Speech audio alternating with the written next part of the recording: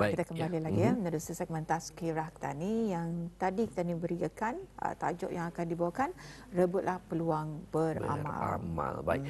Sering kali mendengarkan mengenai dengan tajuk-tajuk tazkirah sedemikian ini, ianya hanya akan dapat sering kali didengarkan semasa waktu puasa ataupun kita bila kita menyentuh tentang kebesaran-kebesaran dan juga sebagainya. Tapi di harian kita ni juga penting untuk kita ni mengetahui apakah dia cara untuk kita ni mendapatkan berkat Allah Subhanahu Wa Taala. Jadi dengan itu insya-Allah narasumber kita ya akan menyentuh sedikit sebanyak mengenai dengan tajuk kita pada hari ini atau. Jadi silakan kita ni perkenalkan narasumber kita pada hari ini Yang Mulia Ustaz Ahmad Muzaffar bin Haji Marsidi, iaitu Pegawai Perkembangan Agama. Assalamualaikum Ustaz. Waalaikumsalam warahmatullahi. Apa khabar Ustaz? Alhamdulillah baik. Alhamdulillah. Sudah makan? Belum lagi. Belum Lepas lagi. hari insya-Allah. Mungkin itu juga adalah salah satu amal ke tu Ustaz. Kalau kita ni bertanya soalan-soalan sedemikian, apa khabar, sudah makan, ya, maka Ustaz kita ni makan macam Jelas. mana? Mungkin itu adalah amal Ustaz. Itu pun boleh masuk dalam bentuk amalan di mana kita ni ambil berat tentang perihal saudara kita ni, kawan-kawan kita ni sebagainya kan. Bawa makan, bersedekah tiap dirinya. Mungkin lepas ni ada praktikalnya kali lepas ni. Wamarkan Pak Ustaz. Mungkin Ustaz. Baiklah, dah mengapa. Mungkin terlebih dahulu kita bersama dengan Ustaz untuk mengkongsikan mengenai dengan tajuk kita. Kita kupas sedikit demi sedikit Ustaz. Silakan. Baik, insya-Allah. Bismillahirrahmanirrahim. Alhamdulillahirabbil alamin. Wassalatu wassalamu ala al-mab'uts fina rahmatan lil alamin. Sayyidina wa habibina wa syafi'ina wa qudwatina Muhammad sallallahu alaihi wasallam wa ala alihi wa sahbihi ajma'in, amma ba'd. Baik, terima kasih yang mulia tuan dan puan.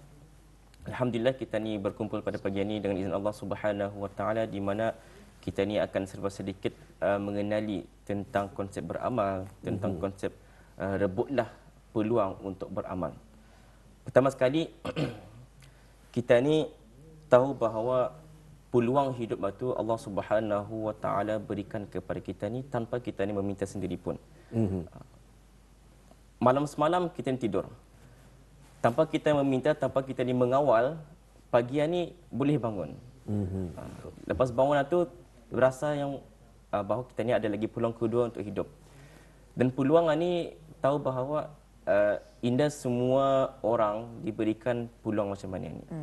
Dan peluang yang Allah Ta'ala berikan ni, ia indah sia-sia. Ia indah sia-sia maksudnya ada tujuan. Kenapa Allah Subhanahu Wa Ta'ala berikan kepada kita semua peluang untuk hidup. Yang mana tujuan itu, seperti mana Allah Subhanahu Wa Ta'ala firmankan dalam Al-Quran, pertama sekali adalah untuk beribadah.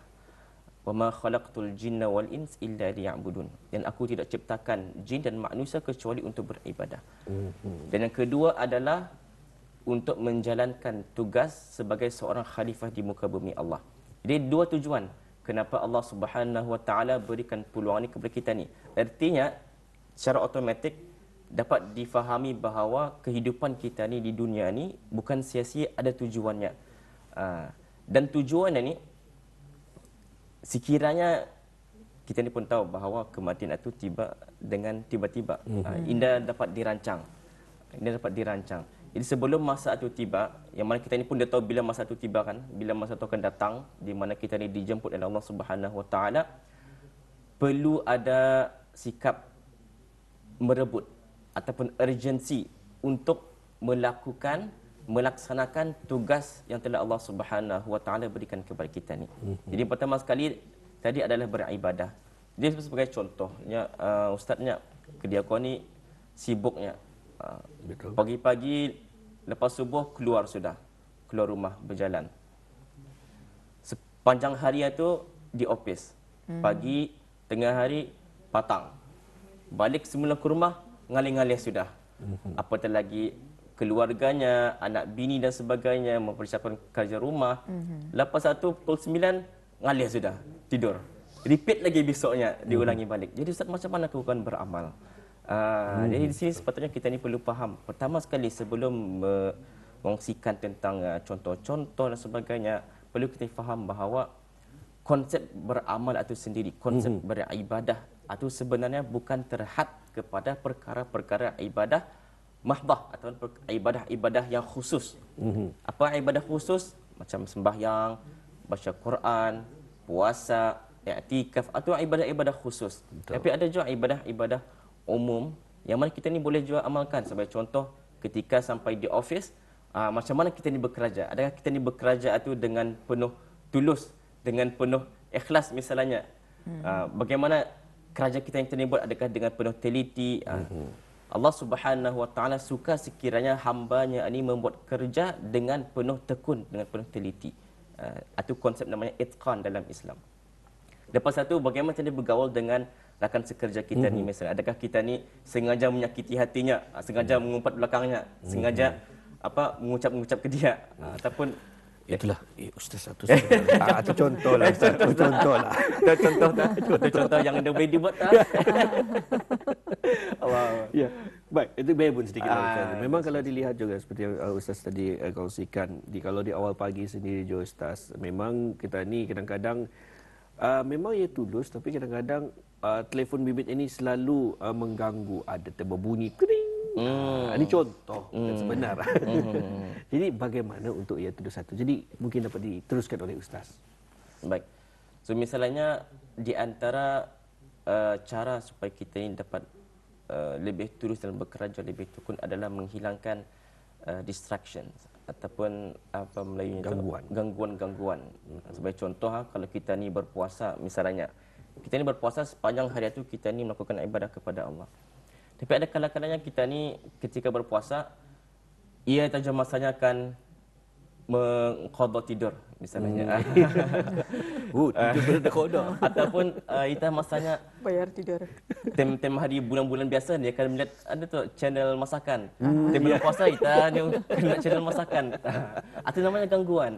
Gangguan yang boleh menghilangkan kita ni punya kualiti dalam beribadah. Sama je dengan ibadah-ibadah yang lain. Jadi masuk je dalam kita ni konsep beribadah adalah untuk merebut peluang yang ada tu. Allah Subhanahu Wa Taala berfirman dalam Al-Quran surah Ali Imran ayat 133, Bismillahirrahmanirrahim. Wasari'u ila maghfiratin min rabbikum wa jannatin 'arduha as-samawati wal ard u'iddat lil muttaqin. Artinya adalah bersegeralah kamu, wasari'u, bersegeralah kepada pengampunan Tuhan kamu dan syurga yang luasnya seluas langit dan bumi yang telah disediakan untuk orang-orang yang bertakwa. Jadi jelas di sini Allah katakan bahawa bukan setakat kita ni kan menuju pengampunan, tapi bergagas, laju. Jangan buang masa, laju-laju. Ataupun dalam ayat yang lain surah Al-Baqarah dan surah Al-Maidah, Allah Subhanahu Wa Taala berfirman, "Fastabiqul khairat." Fastabiqul khairat artinya macam kalau kita ni ada program-program musabaqah. Apa itu musabaqah? Pertandingan. Fastabiqu artinya bertandinglah kamu. Compete, bertandinglah kamu dalam membuat amal-amal kebaikan. Misalnya kalau para lelaki kan semayang, bahasa apa jadi imam ni. Silakan tuan, silakan tuan. Sejam kemudian tak kita. Lepas ni lagi habis. Itu contoh Ya, betul.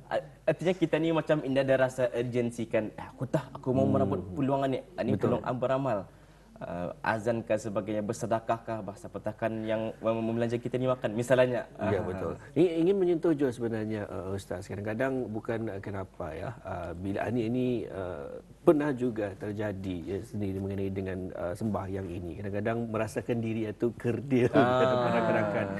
Dia katanya ia lebih tahu tentang selok-belok agama ini. Jadi bagaimana jika sekiranya ia terjadi? Ini pengalaman Muammar sendiri sebenarnya. Bukan nama sebenar. Muammar di luar sana. Ya. Sekiranya itu terjadi, sekiranya kita ni merasakan diri itu kerdil, tapi sekiranya orang sebelah kita ni pun merasa benda yang sama. Orang sebelah kita ni pun merasa benda yang sama. Orang sebelah pun merasa yang sama. Last, akhirnya semua orang merasa yang sama. Ini ada orang yang akan ke hadapan, hilanglah peluang itu. Dan yang kedua adalah kita ni merasakan diri kerdil, tapi di mata siapa? Adakah kita merasa diri kerdil di mata manusia ataupun di mata Allah Subhanahu Wa Taala? Fahami ya. Mungkin di mata manusia kita ni mungkin bukanlah orang yang bersekolah agama, mungkin indah ilmu pengetahuan, tapi di mata Allah Subhanahu Wa Taala Allah melihat keikhlasan kita ni. Ada kita ni ikhlaskan misalnya menjadi imam atau kita ni ikhlaskan merebut peluang beramal yang telah disediakan depan mata. Betul. Yang disajikan sudah tu Misalnya mungkin kita ni kan kebiasaan kita ni orang Melayu lah kan dia. Ya. Tinggal satu makanan. Betul. Indah kita dia mau ngambil. Dia mau ngambil.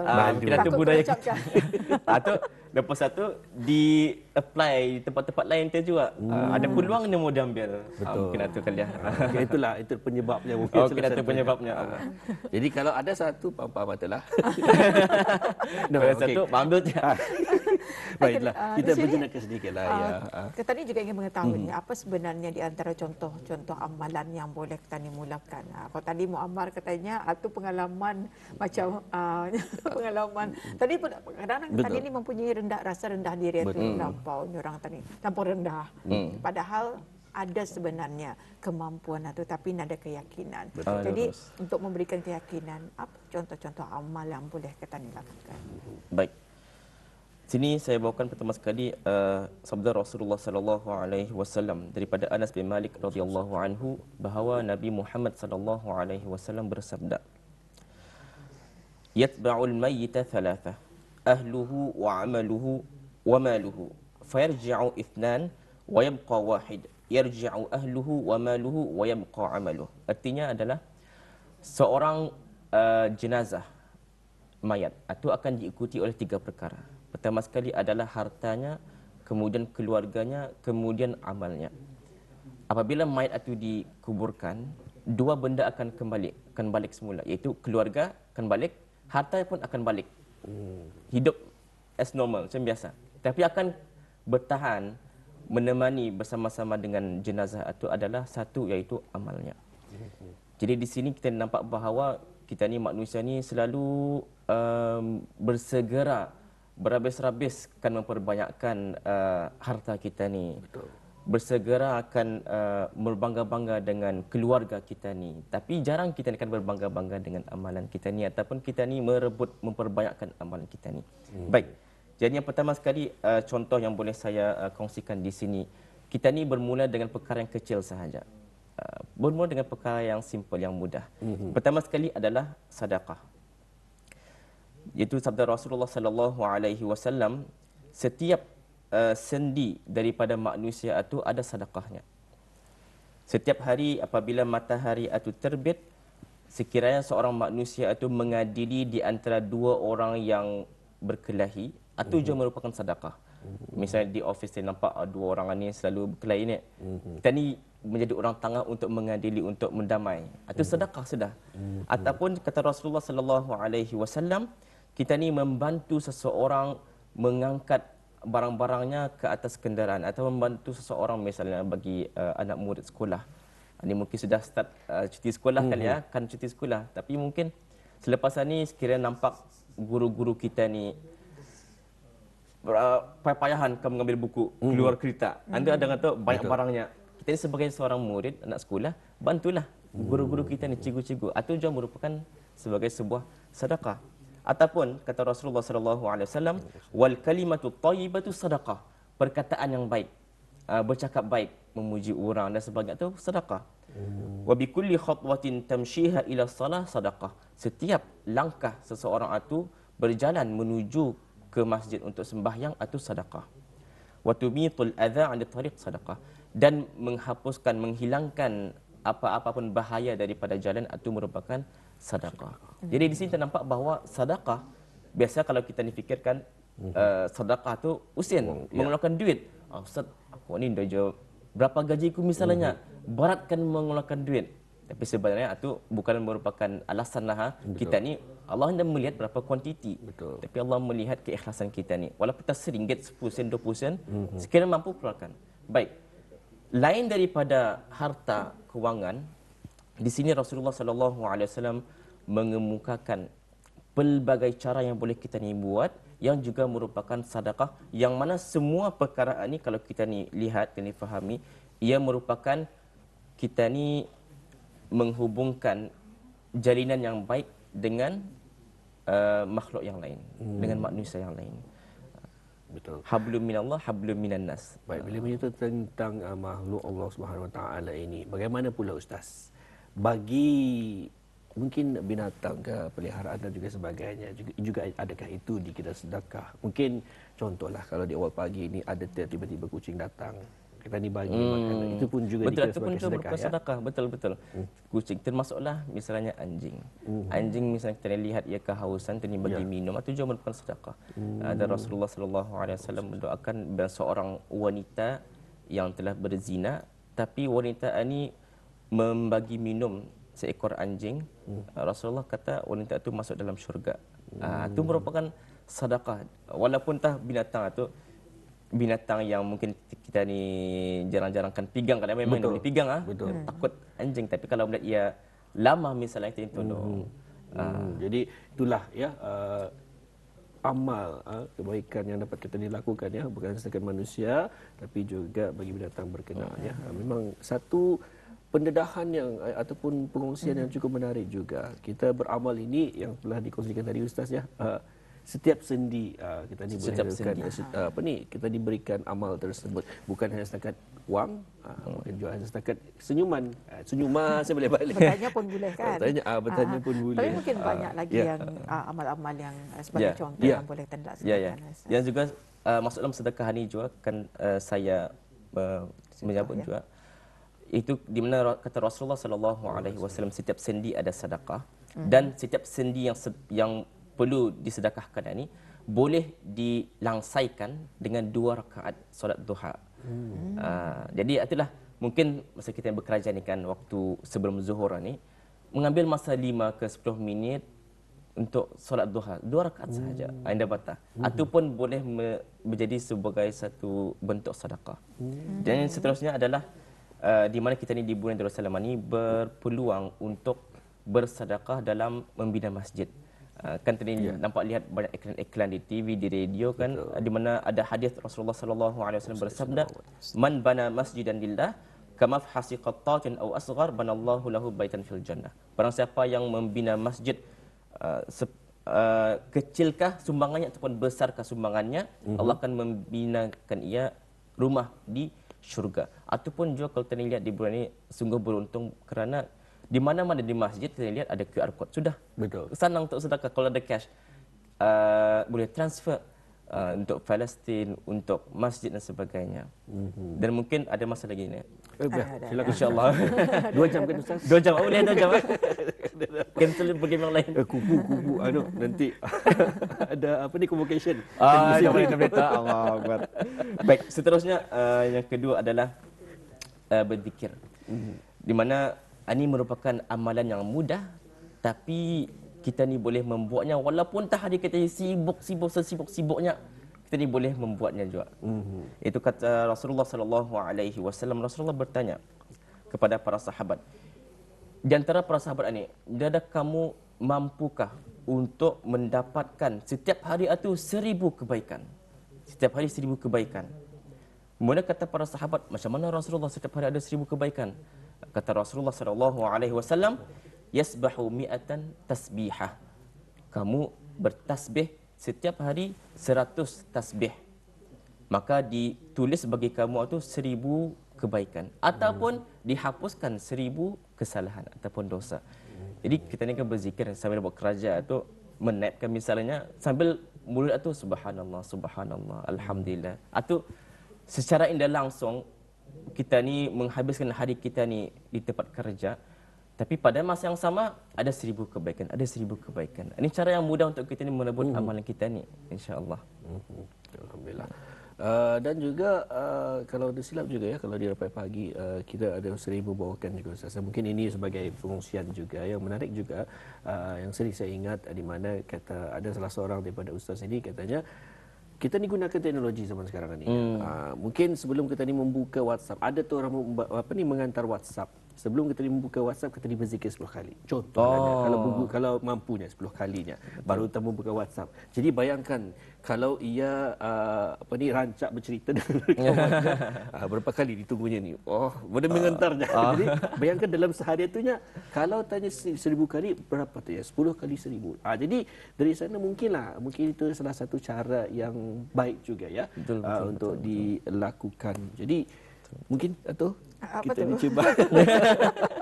Kita amalkan lepas sana insya-Allah. Kita cuba Mungkin amalkanlah, ya. order kereta raja tu setiap langkah subhanallah, subhanallah. Yalah. Untuk Buka mengisi. telefon subhanallah. Subhanallah. Untuk mengisi masa kita ni Mungkinlah, dengan ya. amalan insya-Allah. Dan juga memang cukup menarik dengan pengisian kita ni, rebut peluang beramal ini. Bukan hanya setakat itu saja. Saya ingin bertanya juga Ustaz, pernah terjadi juga ataupun saya pernah ada mendengarkan, katanya salahkah ya kalau kata ni bila kita ni menderma di sesuatu lah, mungkin ada kesusahan dan juga sebagainya di luar negara, walhalnya di dalam negara sendirinya ada juga kesusahan berkenaan. Ini mungkin ia sakit hati ataupun ia terasa bila orang lain menyentuhnya ekonomi.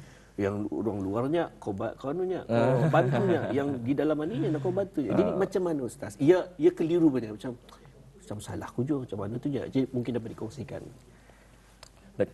Sebenarnya indah ada had kita akan bersedekah kepada orang dalam negara ke orang luar negara. Kerana sedekah itu perkara yang sunat. Boleh buat kepada sesiapa sahaja pun yang kita mahu.